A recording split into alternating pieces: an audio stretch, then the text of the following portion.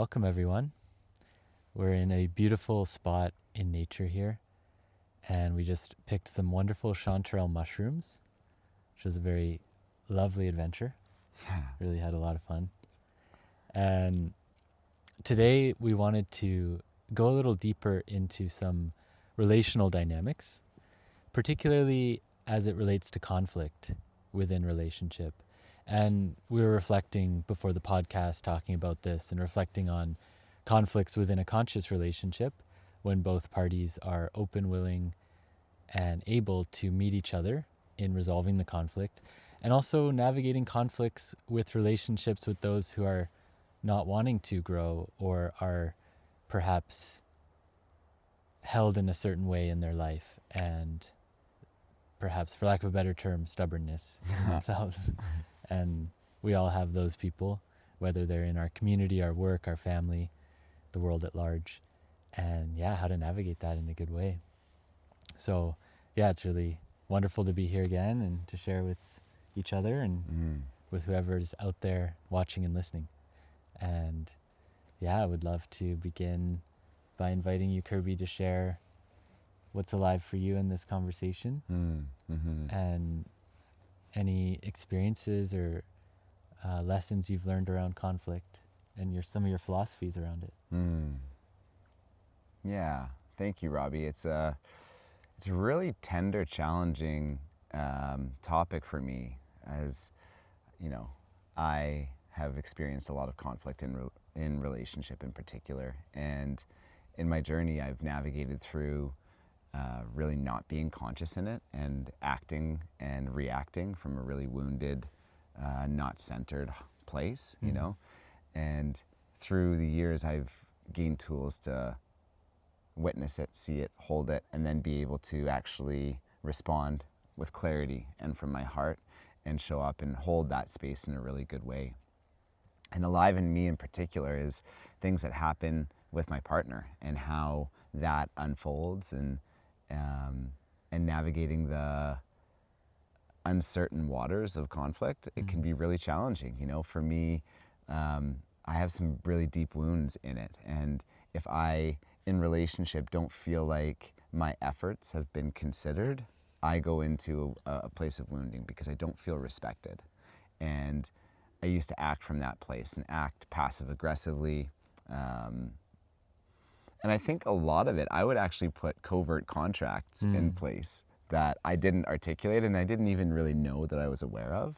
And a prime example of this was, I'm going to cook dinner, clean, and get everything ready, and I'm going to expect sex. Right. And if I didn't get it, I'd be pissed.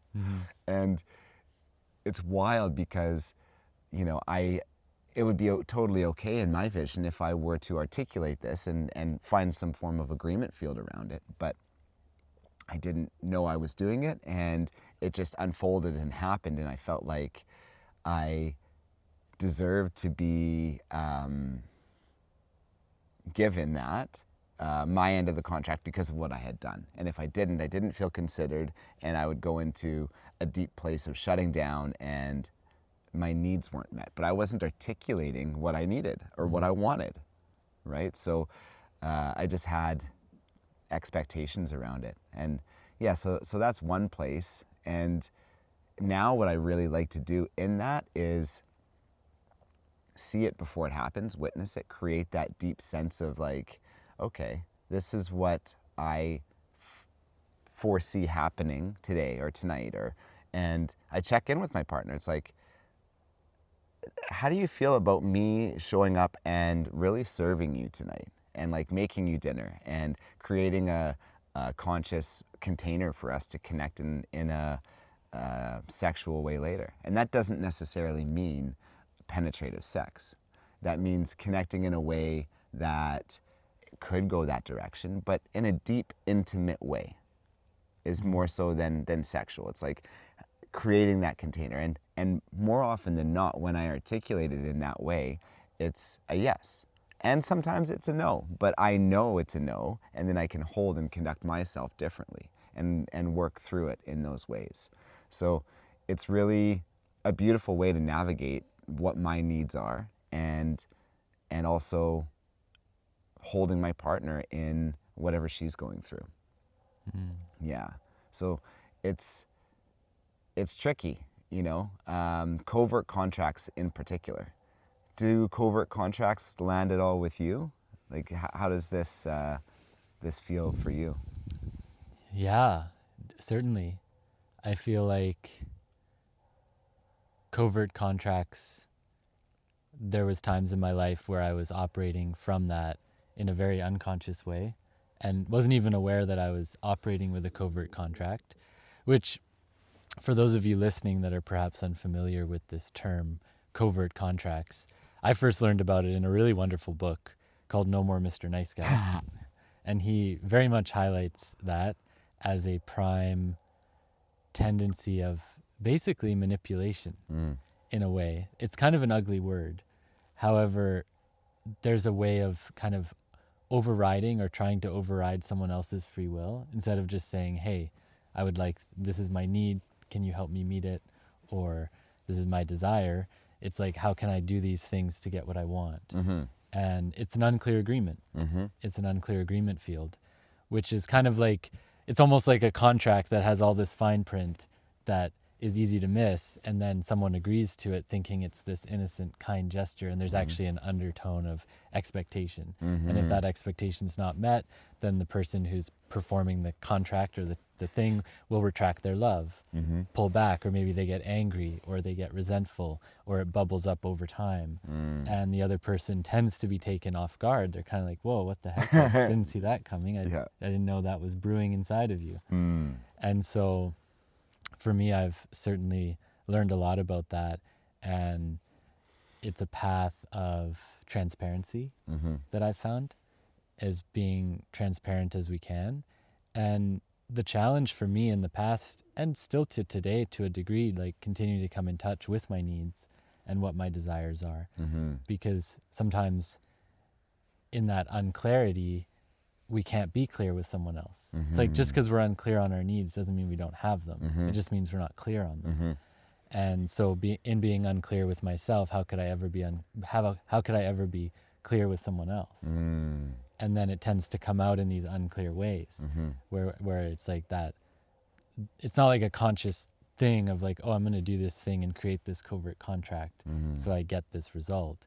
It's more, subconscious, and a misconception of love as well is where it showed up in my life, where it's like, oh yeah, if you love someone, you just show up in this certain way, and I'm not allowed to have needs or desires if I love someone, which is just so far from the truth.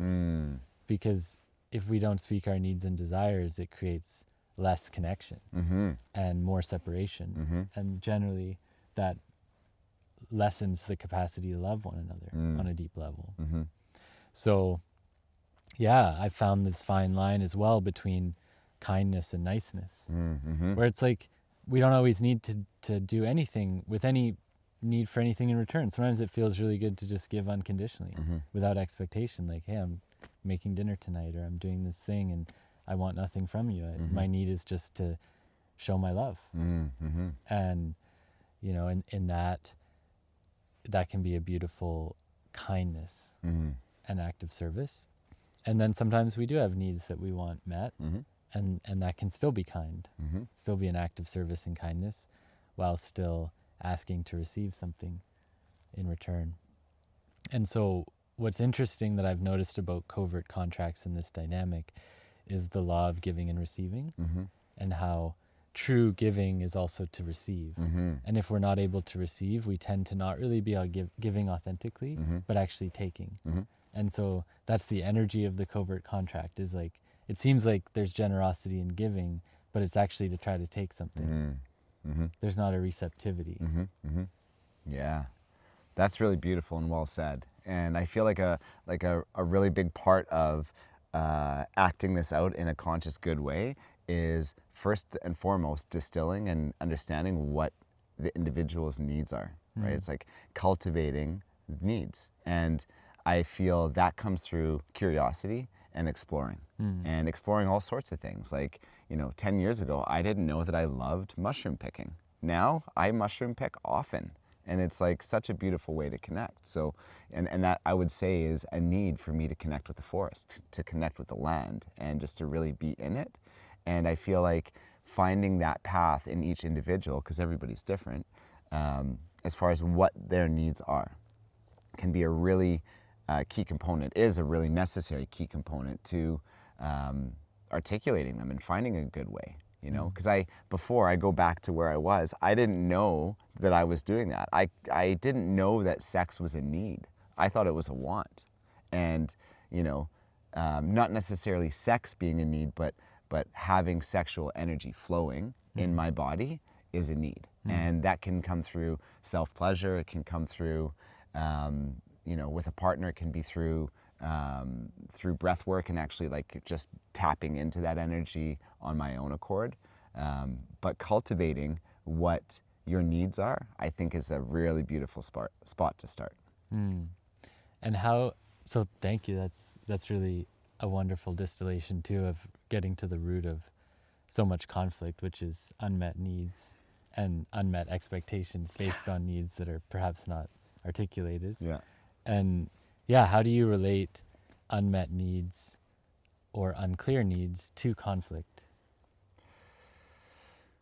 Good question. Thank you. Yeah. So when a need goes unspoken, I feel like there is energy there, and that creates a little bit of a charge, right? So if we know that we have a need, or even if we don't know that we have a need, and we do not articulate that to our partner or loved ones around us, some form of charge is created, and expectation that that need is going to be met without even articulating it. And that is the really beginning stages of so many disconnections. So in my life, when that were to happen, I would shut down, and I would reserve and drop back almost into a freeze response, where I just wouldn't say anything, and I would just go really inward and almost not be able to say anything because I didn't really know what was happening. And then I would lean into using drugs and alcohol to cope with it, which would create a bigger disconnection in the dynamic that I was in. So I see it as just that little charge happening when we do not articulate it is the seed of many disconnections. And I feel like many circumstances above that play out on a more surface level, but I feel like that is a fundamental of disconnection and of conflict in relationship. Yeah. Yeah. I can relate to that, and what comes through is like conflict usually has some sort of charge, and there's often some form of hurt feelings, and there can often be the taking of something personal. And sometimes that can be more justified than others. Sometimes it's a story we tell ourselves that simple communication can clarify a lot of things. And then sometimes people do hurt each other intentionally and unintentionally. And it's still wise, you know, kind of the 4 agreements, like don't take anything personally. You'll be far happier. However, we're all human and it's going to happen. It's almost And impossible. Yeah, right. Yeah. It's a high goal to have. Yeah. And how so often the need for, like, what comes through for me is the need for love in relationship, the need for freedom, the need for togetherness, which to me that also translates into, like, togetherness and love especially translates into intimacy and sexual connection as well. So intimacy and connecting in the hearts and our inner world, and then also the intimacy of physical connection with ourselves and another. And so often if those needs are not met, we can feel hurt, because if the need for love is not being reciprocated, like let's say someone in our family is not able to love us in the way we need, then it can create a conflict, hurt feelings, feeling rejected. The needs not being met. Yeah. Yeah. Yeah. Yeah, it's really well said, brother. I'm curious, not to switch gears completely, but to go into the actual conflict. I have a question for you. And so there's a couple, and they come upon a rift, and they're both really activated and triggered in the moment. in this circumstance, how would you advise somebody to lean into conflict resolution? What are the first steps for you? Yeah, for me, it's getting clarity, which often requires space. Because when we have when two people are charged with each other, there's so much tension and emotional upheaval that it tends to create a distortion in our field to be able to perceive things clearly, because our past experiences or woundings come to the surface and then create like a pair of sunglasses that change our whole vision of reality and that person. And so we want to get clarity on what's alive for us and what's happening within us, which, unless we have someone who's present, who's able to be a third party, like a counselor, a therapist, or someone, coach, or someone who can guide you in a process, it's very hard for two people that are emotionally charged to actually resolve it with one another in that moment of charge. So having clarity, taking space, and grounding, and then looking inward and seeing like, why is this such a charge for me? Not what did that person do, although sometimes it can be helpful to reflect on that. But sometimes we shine the light of clarity so much on the other, we lose sight of our own inner clarity. Or on the story. Yeah. Right? Yeah. And so shining that inner light of clarity within and really looking at like, what is this bringing up for me from perhaps the past or other experiences or patterns or shadows? And then what is the need that I have in the conflict that wasn't met, or the need in moving forward? And then having some format of coming together to connect, which, yeah, that's like dependent on the couple. However, creating a safe space is really important. And often when we have a lot of charge, it doesn't always feel safe, which is another reason why it is good to try to, as much as we can, ground our energy, take responsibility. Ownership. Yeah, ownership, exactly. Which to me is what the space provides. Provides a sense of ownership. And then creating that safe space to express.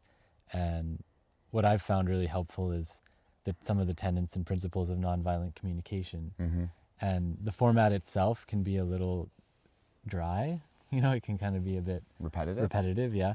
However, the essence of it that I've taken away is the radical responsibility. And then also reframing from using the word you as much as possible.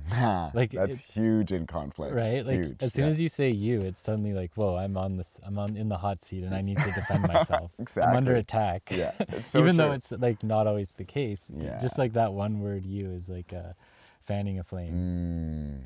And so as much as we can, speaking from our own experience, and sometimes, yeah, logistically in English, sometimes you have to say you, like when you said this thing, but as much as we can, what was our internal experience and feeling about it? That's really beautiful. Thank you for sharing that.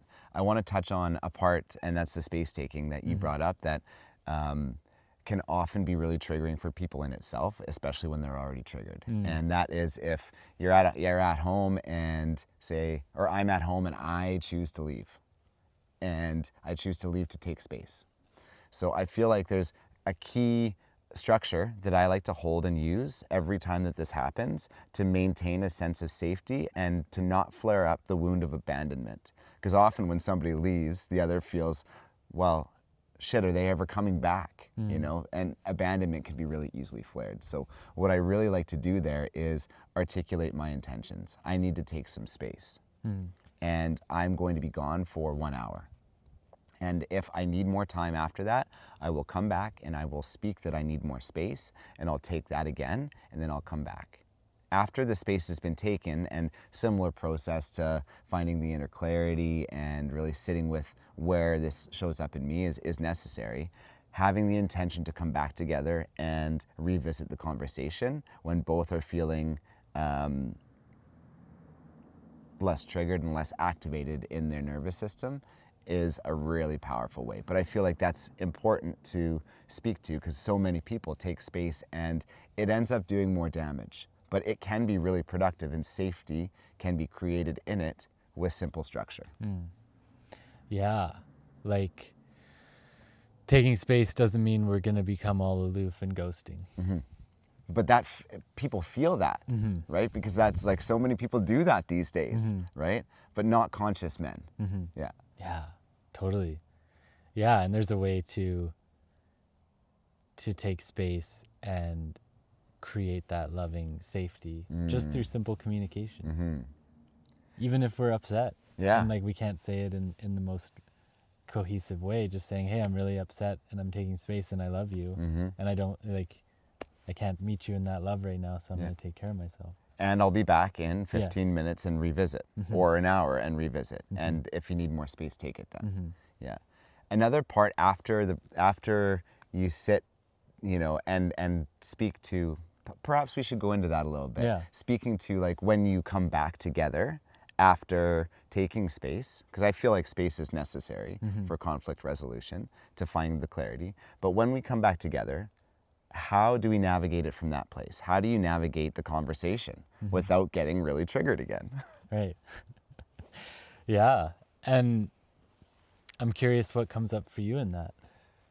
Yeah, so what I really like to do is I like to connect with my partner or the person that I'm there with through eye gazing without words, through just feeling them and being in their presence. And then speaking and tapping directly into my heart and feeling, what I am wanting out of this, be it a need. And more often than not, is I want to feel connected again after. And I just want this to kind of be over. But I have to go through the steps to bring it into right relation. So I take a couple of really deep breaths, and then I speak from that place, from my heart. And I speak my truth with using I statements and using as little projection as I can, and really owning my part of it. Owning that I feel, I'm not feeling considered, because when I was little, sometimes I really didn't feel like others were considering me. And I recognized that my little 6-year-old boy that didn't feel considered was acting up in this place and feeling very similar. And oftentimes in just drawing that childhood event to now and neurologically connecting the two creates a softening in me, and therefore a softening in my partner, right? And I invite this to be very clear communication without interruption. So one person speaks and then the other person speaks to fully be heard. Because I feel when we create a climate where each person feels seen, heard, and safe in conflict resolution, the end product is really beautiful. Yeah. Thank you. Something that arises in that of like really hearing is the ability to drop into presence. Sometimes like you can feel when you're talking to someone and they're thinking about what they're going to say in any moment in a conversation, and it doesn't feel good. It feels like, for me at least, I notice it doesn't have the same flow and rhythm, whether it's a casual conversation, a deep conversation, or a conflict-based conversation. So really being just in a state of receptivity as much as we can when the other is sharing, and to then also take time to share. Like, we don't need to speak right away. Like, if it's our turn to share, we can actually take a pause, A breath. take a few deep breaths, be like, I'm just going to sit with this for a minute. Like, it's better to choose our words carefully than to react. Because I know I've spoken in moments when it's more from just like not listening to my heart. And then if I speak from the mind, it often has an effect that's unhelpful. And that's a prime example as to why conflict resolution doesn't happen well when both people are activated. Because the level of reactivity is really high when a person is activated. So dissolving that and coming back to a place of center can facilitate it. It's really beautiful. Yeah. Thank you. Yeah, totally. Yeah, I really loved the way you articulated it as well. It's an art and a skill Yeah. that requires practicing. Agreed. And then after the conflict has been, the charge has been either removed or really significantly decreased, I love creating a space to connect, a space of being in each other's energy. And this can be physical, it can be through massage, it can be through eye gazing, it can be through breathing together, it can be going for a walk, each couple will have their individual idiosyncrasies as to how they like to connect in deep ways, but creating and holding that time together as sacred and navigating it as consciously as we can. It's not the time to hop back on the phone. It's the time to really double down on the presence that you feel in the conflict resolution and carry that forward for the coming hours or days. Yeah. Yeah, it's a reprogram as well in our nervous system Yeah. to go from conflict to resolution to then not just resolution, but deep bonding and connecting. Yeah. And I'm at a place now where I say thank you to triggers because it allows for me to see deeper parts of myself that need to be looked at so that it doesn't happen again. And, you know, offering gratitude to the activation often helps me dissolve it. That's beautiful. I love that mindset shift Yeah. of the gratitude, appreciation, and opportunity for growth, to look for the lessons in it and see it as like a workout that's making us stronger, more resilient, and having a greater capacity for love. Yeah. That's good. Yeah, thank you. Do you have any last bits that you would like to share here in this podcast, Robbie? I feel, yeah, just to touch on, if we have conflict with someone we can't resolve the conflict with, to bring ourselves, I feel like one way is to bring ourselves through this whole thing we just talked about as more of an individual, which is limited, how it's not going to necessarily have the same effect on our relationship with that person. However, it can help us have more peace in our heart. And that's also where we can debrief with someone who's, not that person, and even do a practice of asking someone we trust to like embody that person's energy. Yeah. And say the things we need to say. Because so often in conflict, the deepest wound is when we hold back our truth, or we hold back what we need to say. And sometimes that's just life. Sometimes it's just how it is. And sometimes it's, I don't know if it's always necessary, but it can seem to be if someone's very inflammatory or unable to meet you in responsibility. It's like you're just going to make a big fire in your life. And is it really that important to speak our truth in those moments? I guess that's an individual. I say yes. It's important to speak truth with compassion and love and not take things personally. Yeah. Yeah. Yeah, and I think that's a really beautiful closing bit that you shared there with, either running the practice by yourself. What I prefer to do and I find more impactful is to have a stand-in, to have somebody come and like, you are embodying this person. Are you, obviously asking for consent to see if they have the space to do so and to hold that for a period of time. But that's where I feel, it's not as beneficial as having the person, but it's the next best thing. Yeah. Yeah, I've had that experience before with the stand-ins, and it's allowed me to go into a deep place of breakthrough and getting to the core of my own words that need to be spoken, and also loving myself more deeply. Yeah. Getting to the deeper part of me that's hurt and needs love and presence. Yeah. Yeah. Oh, this has been a really beautiful shoot. I love being in the rainforest of Vancouver Island. It's just a magical place to be. Thank you for your words. Yeah, thank you for showing up the way that you do, with integrity, with love, yeah, with respect, and speaking from your heart. I really appreciate you, and I appreciate all of the viewers watching this. Hopefully you got something out of this that will help you with conflict resolution. Yeah, and let us know if you have any comments, anything you resonate with or something that you don't agree with. And if you have a different perspective, we'd love to hear it, or other ways that you navigate conflict in your life.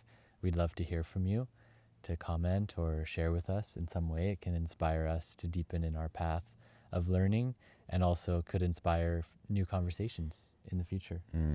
And I'm also really excited. Today is an auspicious day because we have our first Equanimous Man online men's circle call in just a few hours. And yeah, it feels really expansive and exciting to sink into. And the invitation is for all men who are needing a space to deepen into these kinds of conversations that we're sharing here, and a place that is safe for you to come and share your heart and receive guidance, support, brothership, and all the rest that a group of men can offer to each other. And so, as we've shared before, this is an ongoing offering that we're going to continue to build and grow. And so enrollment is open anytime. All that we need is to just hop on a call and get to know each other a bit before the official sign up. Yeah. Thank you, Robbie. Yeah, and thanks again, Kirby, for embarking on this path together and sharing your wisdom and your presence and your resonance here and with this group. And yeah, I feel really grateful. So. Yeah, I relate. Yeah, thank you. And I look forward to what's next. Yeah, mushrooms. Yeah. Garlic, butter, and mushrooms. Oh yeah, it's gonna be tasty. All right. Well, have a beautiful day, everyone.